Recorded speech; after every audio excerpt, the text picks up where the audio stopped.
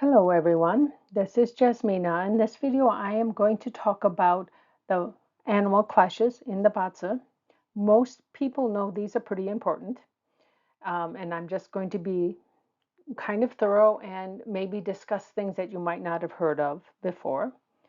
Normal disclaimer, don't put your birth date and time in the comments. I don't do Bazi, so it won't do you any good, and you greatly increase your chances of identity theft.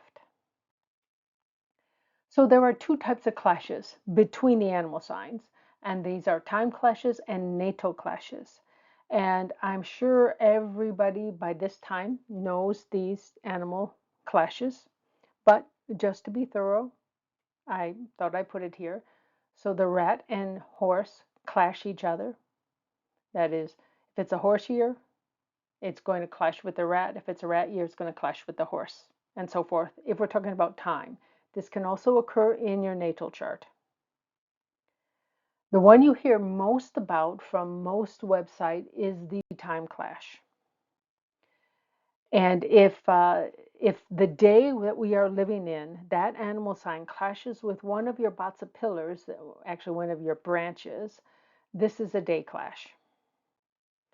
And when I talk about avoiding a clash day, this is what I'm not talking about. I want you to avoid using a day for important activities. Manifestation is always fine, but important activities on a day where the animal sign clashes with either your year or your month. And the month is, of course, for working adults. Now, in general, the clashes of the day animal with your day or hour is less important unless the topic that you are trying to fix, that is, take action on, is the day if the topic concerns your spouse, or if it's your children investment or ideas, then you don't want it to clash with your hour. So you do have to use some of your own, you're the only one who knows what you want. I can't tell you that. So you have to be smart enough to make sure you avoid these kind of days. Now there can be clashes within your natal Batsa chart. These types of clashes are interpreted differently than time animal or time clashes, but they are permanent, whereas the time clash, if it's a day clash, it's only one day. Of course, there are also year clashes, which I'll talk about too. Now, the clashes that are in adjacent pillars of your natal chart are much more significant than clashes that are not adjacent. And you will have clashes with your between your natal chart and your luck pillar. Most of the time, it will only be like the branch, which is the animal sign. And it won't happen every single year, but it will happen during certain luck pillars. Now, the most significant clash that you will have is in your sixth luck pillar, which of course affects your career, so that's pretty significant. But here you are guaranteed to clash both with the animal sign and with the element. So that is pretty significant. Now, your luck pillars are, of course, part of your natal chart. So they don't change, but you don't always have a certain, I mean, your luck pillar will depend what age you actually are. So you move through different luck pillars as you age. And the way the luck pillar seems to be designed is that the sixth luck pillar is a big clash year. I mean, since it's guaranteed for everybody, I think that's how they fix the time. The exact year, I don't quite understand, but this seems to be this is how they know where to start. And when you're, your first luck pillar, by making your sixth luck pillar clash with your month.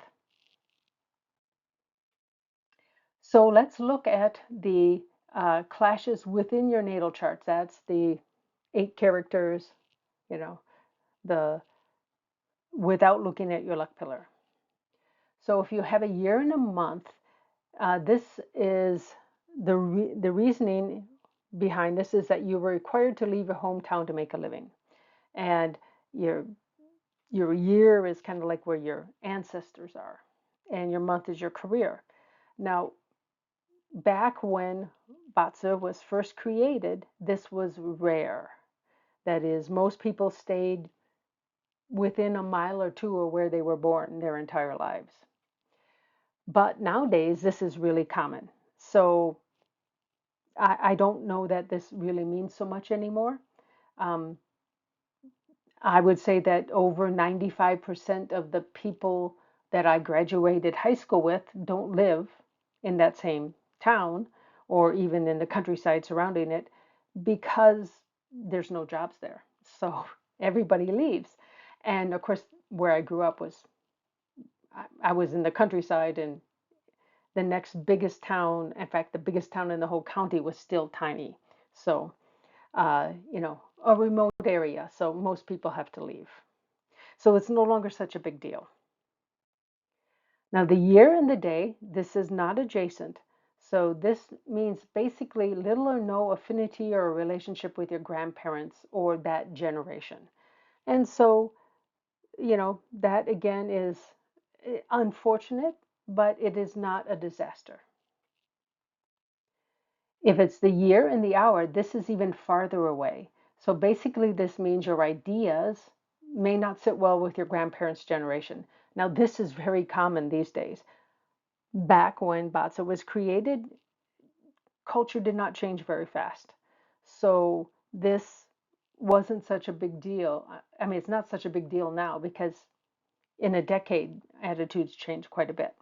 So, uh, even now, you even have a problem with your own parents. So, or at least they don't like what you think. This one again is not very important. This is the least important one of all of them. The month and the day, this one is significant. These are adjacent to one another.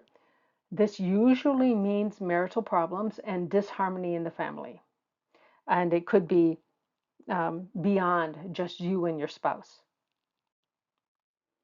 If it's the month and the hour, again, not adjacent, basically it is an indication that you might be better off working for others than for yourself because your ideas may not be timed very well or they may somehow be off. For example, if we're at least talking about the United States, I don't think anybody should think about opening a new Starbucks. Um, I mean, there might be a few conditions, like maybe a major freeway is built through rural or semi-rural areas, then maybe it might be worth it.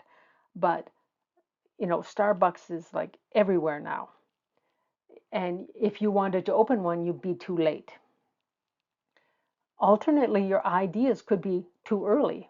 You may have a great idea, but we don't have the technology or the infrastructure or whatever to be able to make your idea actually work. So it's usually something to do with timing that you're a little bit off, or maybe quite a bit off.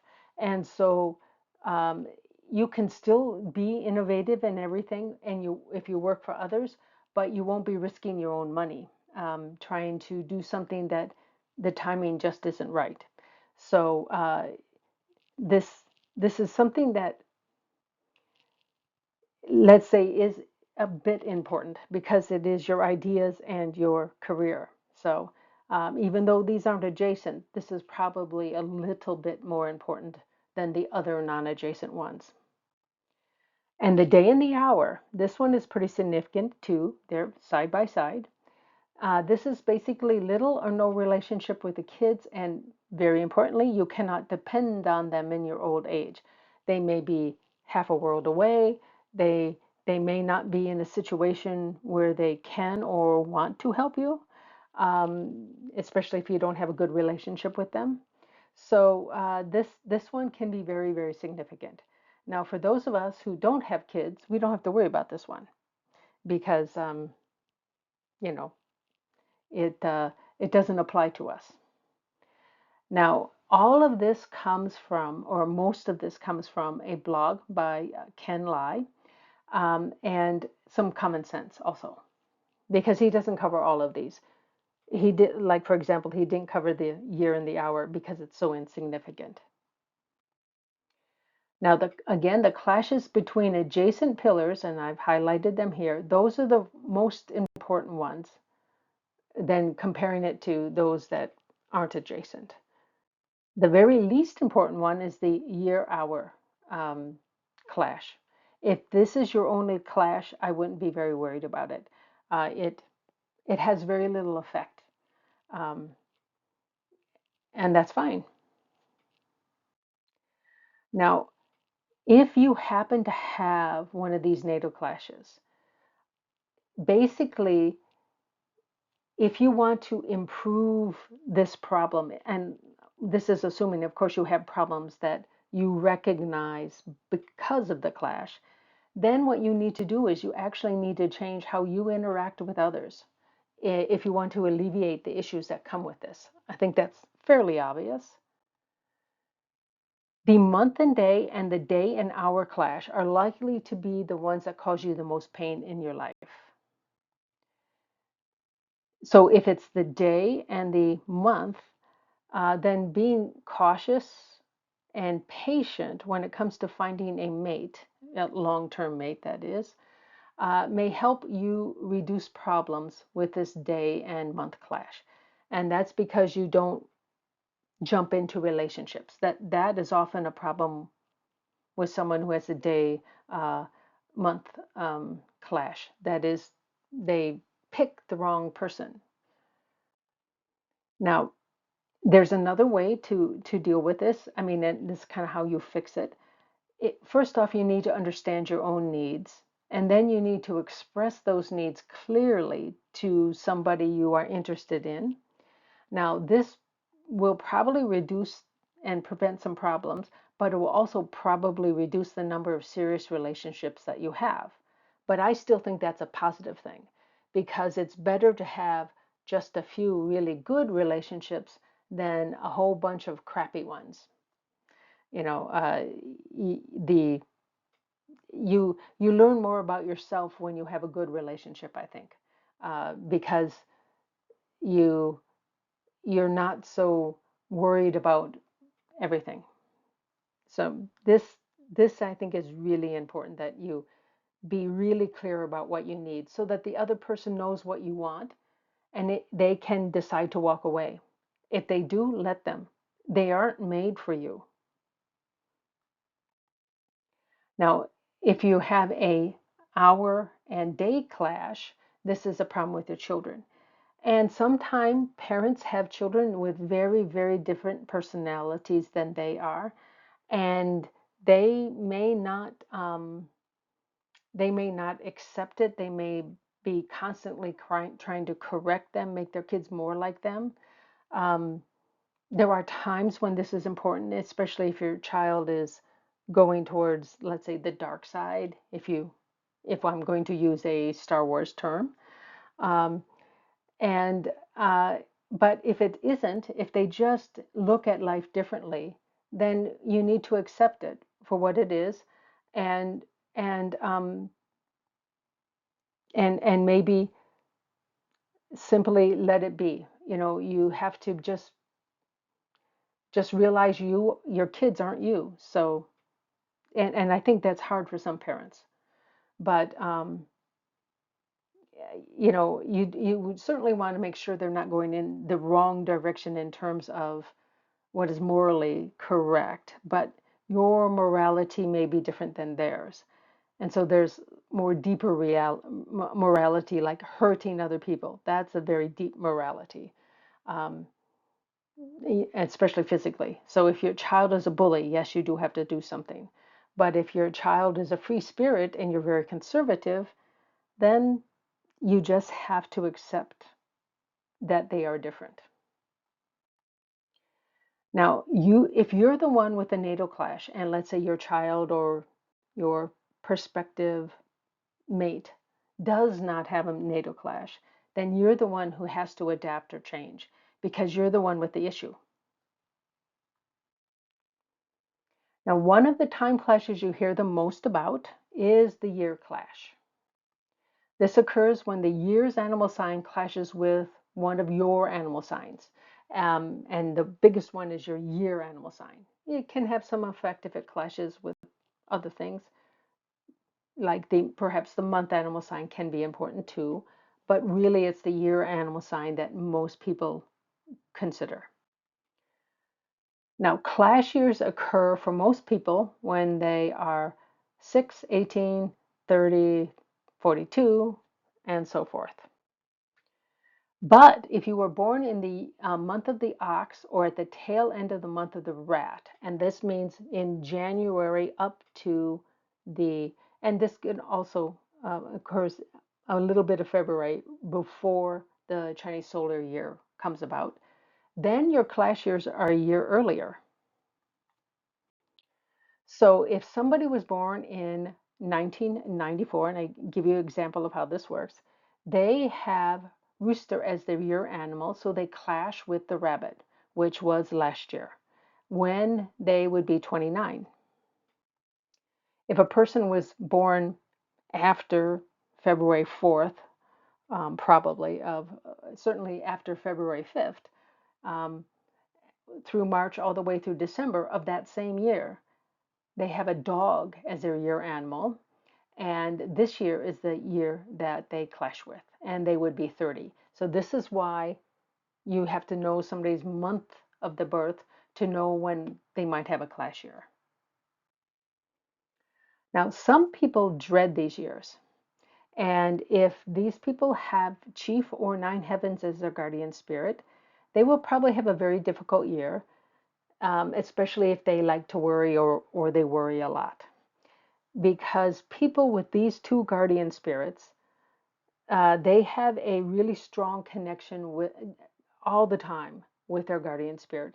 So if they spend a lot of time worrying, what they worry about often comes true because these guardian spirits don't know uh, necessarily like differentiate between good things and bad things. You know, these, the more you think about a certain subject or a certain activity or what you want your future to be like, this puts energy into this, and the guardian spirits look at this energy and say, okay, this is what you want.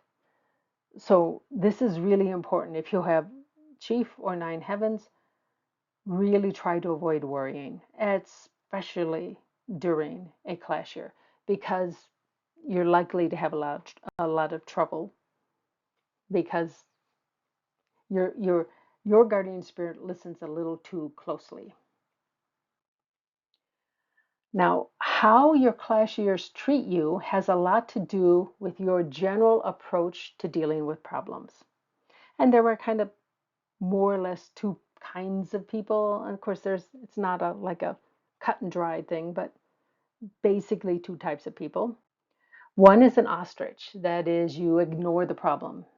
Now, I don't think ostriches actually stick their head in the sand, but that has become a phrase. So um, I think it's invokes something in your mind. So anyway, what these people do is they basically ignore the problem and hope it will go away. But the problems hardly ever go away. And basically they become a crisis and then you have to act. And so you do. These solutions that you get when you're under a crisis situation typically are not the best ones. Um, and it's because the problem has gotten so bad, there's not very many good solutions, except the most drastic one. And that's usually not a good one. Instead, if you were a warrior and you attack your problem head on, uh, you typically find much better solutions and end up, and this is the real key, end up with skills that later help you in life because you realize what you don't know and what you need or something along these lines. Maybe you just need to learn a skill that you've really been avoiding because you don't enjoy it, but you realize now is the time to do it and you just do it. So that skill will then come up later and you will have it then, and that's always good. I mean, life is not meant to be easy. You know, unless you were lucky enough to be born super rich, which Usually these people blow all their money and end up poor anyway. But, um, you know, really, life is not meant to be easy. Life is, appears, at least to me, to be a challenge for you to do the best that you can with what you are given. Now, if you know a class year is coming and you're prepared and you know that there may be a problem coming up, instead of seeing whether or not that becomes a serious problem, just tackle it right away. When a problem comes up, tackle it. So if you tackle it immediately, usually it doesn't become serious. So embrace the change. And that's basically what a class year means. A class year means change. So if you embrace the change, you are likely to learn something, a life's lesson that will make your life smoother in the future. And this general attitude, either you're going to say, oh, I just hope the problem goes away, or you're going to say, okay, how do I solve this problem? Those those two different people have very different outcomes during a class year. So that's it. I'd like to thank you guys for watching. I hope that you won't fear your class years from now on because they can be very useful. And I will talk in another video about my class years and how actually they were very good for me. Thank you guys again for watching.